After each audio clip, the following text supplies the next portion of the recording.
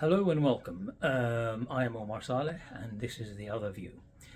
Welcome back to this next video, which basically stems from the one where we discussed the why strategies fail and or succeed, and I mentioned in it how I consider that culture is so overlooked and culture is not taken as seriously as other elements as well. And I said I will probably do a little video on culture itself. And it is one of my, some people call me obsessive about culture, but I think its importance is no less than anything else. And it's actually responsible for 50% plus of successes and failures of strategies. So the purpose of this video is just to start delving a little bit more about what I mean by culture, what is culture, and possibly prepare us for later on some podcasts on the same subject. Okay, I was out on just exercise over the weekend with one of my daughters, and I thought to myself, I'll ask her a question. I say, what does the word culture mean to you? What do you think of when I say culture? And initially, she went quiet and didn't know what to answer. She never has worked in the kind of environments I have worked in. And after about 2 to 3 minute discussion, she came up with a definition and saying it's probably the way we do things around here in an organization. And it just really rang very strongly in my mind because one of the definitions, I believe by Dylan Kennedy in 1980s in management and culture was exactly those words, almost word for word, is the way we do things around here from an organizational point of view. Bear in mind, there's more than one type of culture. Some are organizational, which I will talk about most of the time here, but they also do not underestimate the personal cultures we all have, which I will come to talk more about also within this video, but later on in the podcast that we have.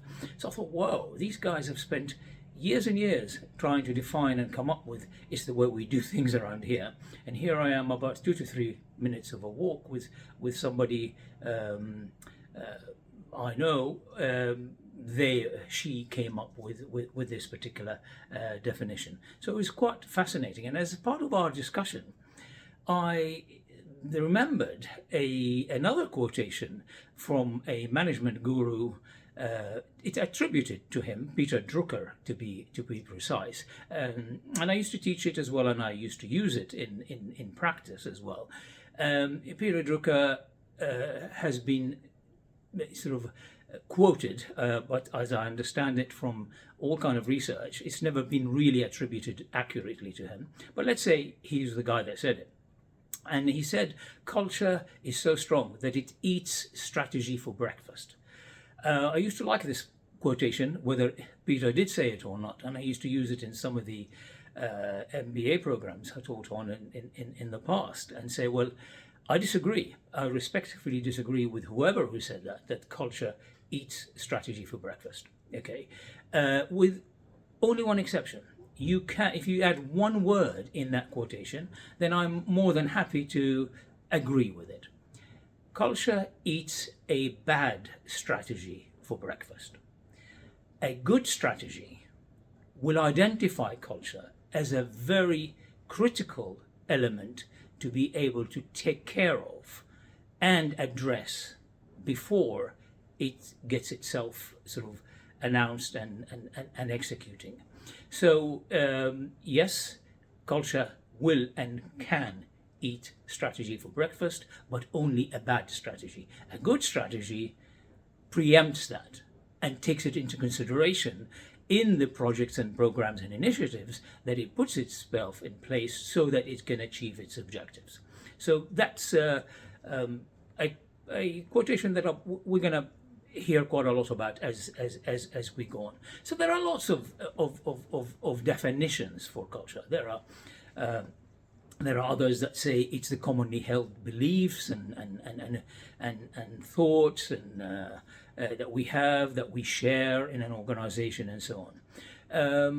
One of the ones I really like is one by Jerry Robinson, which I find very interesting because it depicts culture. It's almost like a flower, in my opinion, where it has a paradigm in the middle, and around that sort of that middle, there are a number of petals that feed into it in the way I imagine it. And the way that's depicted is by saying, well, here's the paradigm in the middle, which is the taken for granted assumptions. So the culture is the taken for granted assumptions that we all make when we are in an organization, when we work in an organization. And then there are petals around it that give its manifestations and tell you what feeds into those assumptions that we make of who we are, what we are, and what we're all about. So, for example, the power structures in the organization feed into it and tell you a little bit more about it.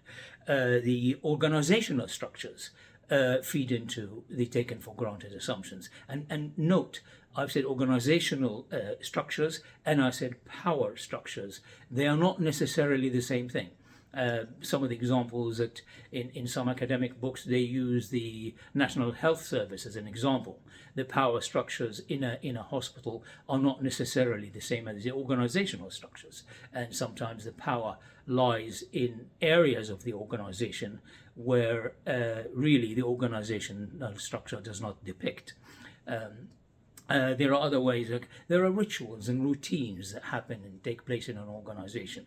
They also feed into the taken for granted assumptions. There are stories that people tell about the past and about what happened, and famous sort of tales that fill up the organization. And there are, of course, symbols and how we wear, how we dress up, what kind of coloring we use, and all kind of symbols that we use in our approach of what makes us who we are. And that's basically the taken, all of the taken for granted assumptions that we all make and espouse. We don't have to agree on all of it, okay? But generally speaking, you find a really good, strong culture in an organization and driven by culture. Most people will agree on about 70, 80 or 90% of the taken for granted assumptions, and also what feeds into them, and they feel they belong to it. So, for example, when I worked for IBM, or when I worked for Mosaics, or when I worked for Shell, I had my own culture, my own personal culture that I believed in. But at the same time, when I walked through the door every morning, I also felt like an IBMer or a Shell person or a Mosaics person and so on. And I felt that I can live with the culture, even if my own organization, even if I disagreed with quite a few things that go in it and happen in it. Now, of course, there might come a time when you could be in an organization where you find that the culture and the organizational culture starts to really hurt, starts to contradict the personal culture we all have. So now, let's carry on with the organizational culture. So it's critical that we make sure that the total number of employees, whether we're a small company or a medium or a large company, if we don't agree on 70-80% of what we're doing and what we believe and the granted assumptions, then we start building what we call opposition and hindrances and weak points in the organization. And as a result, the more these grow, the worse the situation becomes in terms of our ability to agree and work like a team and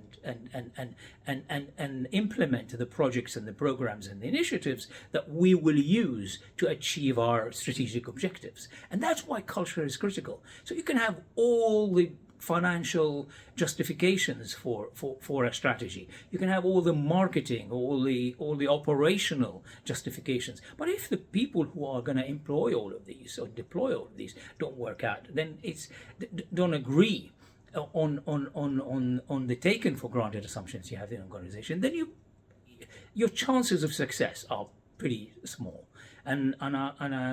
There are all kind of examples of things of strategies that worked or not because of culture. If you are a sports person and a football person, I would give Man United for the last umpteen years since Sir Alex Ferguson has gone away. Now, he had a huge culture built into Man United.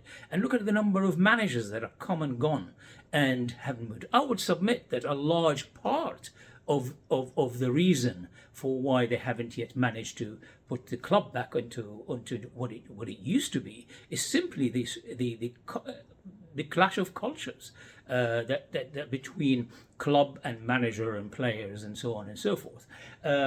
Similar things you could find in, as I mentioned in the past, is the trial in the past between Mercedes-Benz and Chrysler in the United States. So you can argue about the technologies, you can argue about the science, you can argue about the production and so on and so forth. But the culture difference between a Mercedes and an American manufacturer of cars is significant, and that could be also very much part of it. If you're as old as me and you remember IBM and Lotus Notes, that also could have had a major part of it. Also, why British Airways doesn't completely integrate with Iberia or with American Airlines. Really, a large part of it is nothing to do with the accounting and the financial or the marketing reasons for getting closer. It's much more to do. Can you get your people to work together in terms of in cultural terms? So there are so many other ways and other examples that I will come to sometime in the future, and hopefully I'll do that via a couple of podcasts that I've been promising in the back end of this year or early next year with a couple of colleagues as well who are specialists in that area. I hope you enjoy this bit. The main takeaway from it is, if on your head let it be, if you do not take culture, and by culture I also include communication and the way we all understand what we're all about, including our stakeholders in this. If you don't take all of that into consideration when you are developing and driving and growing your strategy and driving it, then your chances of success will very much suffer because of it. I hope you've enjoyed this video. If you have, then please subscribe to my channel and like the video as usual. We'll see you in the next one. All the best. Thank you for watching.